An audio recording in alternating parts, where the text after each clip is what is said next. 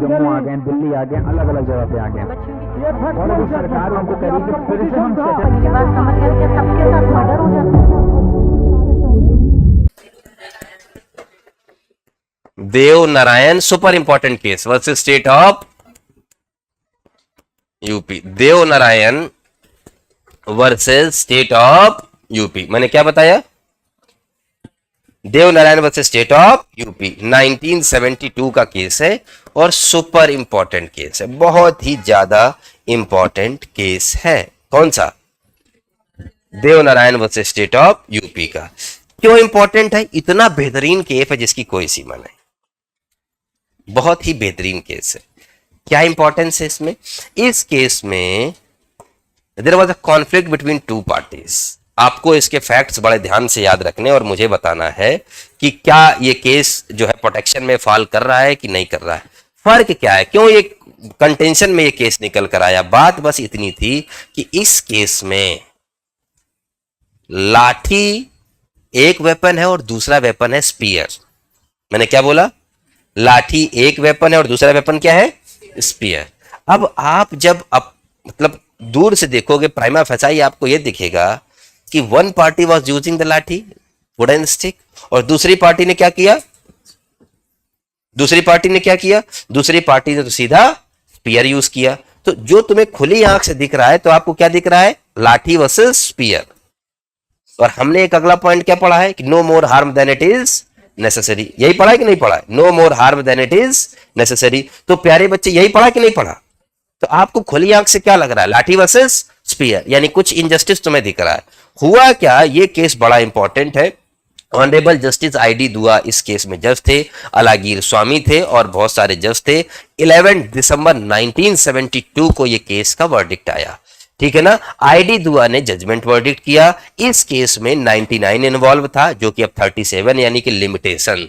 इस केस में 38 इन्वॉल्व है यानी पहले का 100 जिसमें डेथ कॉज करी गई है। इस केस में कॉमेंसमेंट एंड कंटिन्यूएंस की भी बात की गई। इस केस में मर्डर का एक्सेप्शन 2 जो भी आ गया, इस केस में बहुत सारे सेक्शन आ गए। फिलहाल हम इसी कॉन्टेक्स्ट में इसको समझने की कोशिश करते हैं। देयर वॉज, कहानी सुनो पहले, बहुत इंपॉर्टेंट है। इसके इलस्ट्रेशन जो बेस्ड क्वेश्चन इसके फैक्ट पर बनाकर पूछता है।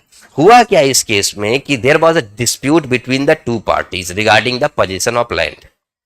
जमीन को लेकर दो पार्टियों के बीच झगड़ा हुआ। गांव था एक वहां पर, ठीक है। गाजीपुर का कौन है यहाँ पे? Is there anyone from the Ghazipur? No, Ghazipur is district of UP और वहां पर जो है जमीन को लेकर एक झगड़ा हुआ दो पार्टीज के बीच में। लंबे समय तक सिविल प्रोसीडिंग्स, लीगल प्रोसीडिंग्स चली टाइटल को लेकर, ठीक है ना। अब 1965 की सितंबर की रात को क्या हुआ? 12 बजे के लगभग दोपहर में, ठीक है ना, दोनों पार्टियों के बीच झगड़ा हो गया। जब दोनों पार्टियों के बीच झगड़ा हो गया तो एक्यूज जो था, जो देव नारायण था, ठीक है ना, एक्यूज जो था, जो देव नारायण था, वो और अपने कुछ साथियों के साथ जो है इनके पास जमीन को लेकर आया, ठीक है ना। तो जो देव नारायण जो एक्यूज था बच्चे, एक पार्टी दूसरे पार्टी के पास आई और जो पार्टी ऑफ द डिसीव जिसका नाम चंद्रम्मा था, और लाठी और स्पीयर इस झगड़े में यूज किया गया। एक पार्टी यूज कर रही थी स्पीयर और दूसरी पार्टी क्या यूज कर रही थी? लाठी, ठीक है ना।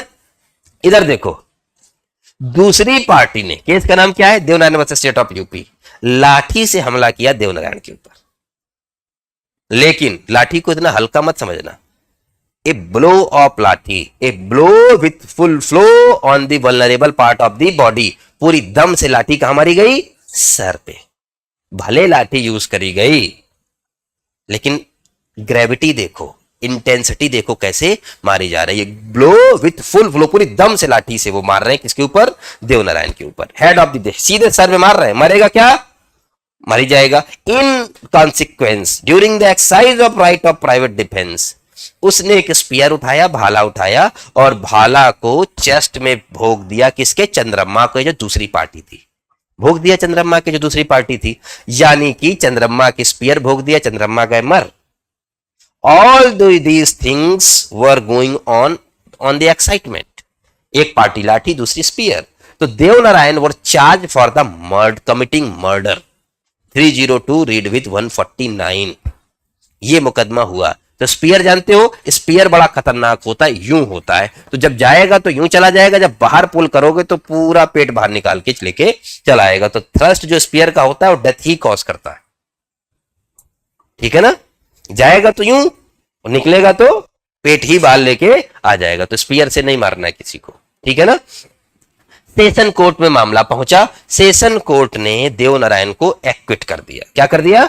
एक्विट कर दिया। मामला पहुंचा हाई कोर्ट, हाई कोर्ट ने देवनारायण को कन्विक्ट कर दिया। जब हाई कोर्ट ने देवनारायण को कन्विक्ट किया तो देवनारायण सुप्रीम कोर्ट पहुंचा अपील करके, सुप्रीम कोर्ट ने देवनारायण को एक्विट कर दिया। क्या कर दिया? सुप्रीम कोर्ट ने देवनारायण को एक्विट कर दिया। तो ठीक है, तो अब जो एसएलपी फाइल करके सुप्रीम कोर्ट पहुंचा तो सुप्रीम कोर्ट ने कई क्वेश्चंस का जवाब दिया। पहली बात, हु वाज द एग्रेसर, ये क्वेश्चन क्यों डिसाइड किया? मेरी तरफ देखो, किसी भी कीमत में एग्रेसर के पास राइट ऑफ प्राइवेट डिफेंस नहीं है।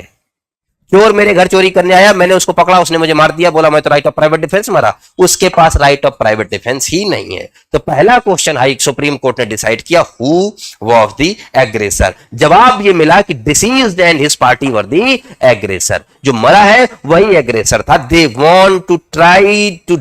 Tried to dispose them from the property, वो वहां से उसको हटाना चाह रहे थे, ठीक है ना। ये बात, who was the aggressor? Deceased, तो ये भी बात बच गए। अब दूसरा क्वेश्चन ये आया कि had Devnarayan exceeded his right of private defence, limitations वाली बात। तो कोर्ट ने कहा नो, कोर्ट ने कहा नो। सुप्रीम कोर्ट ने कहा, supreme court said high court did not understand the section 100 and 102, यानी कि सेक्शन 38 और सेक्शन 40 भी है ना इसका।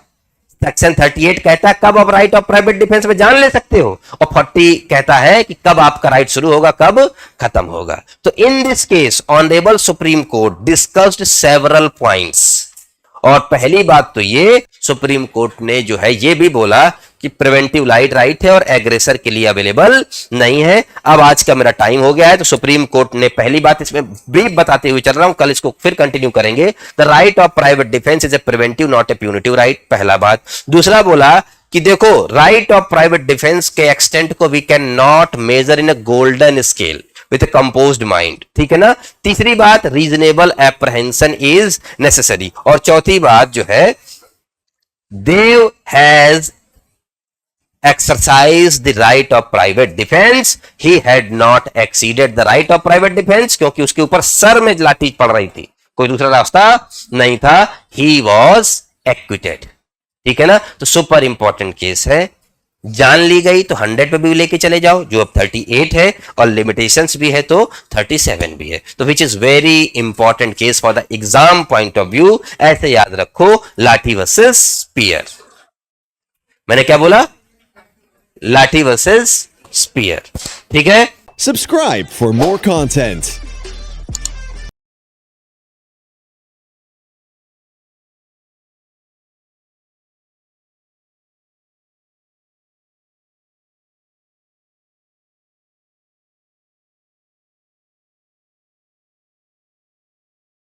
Subscribe for more content.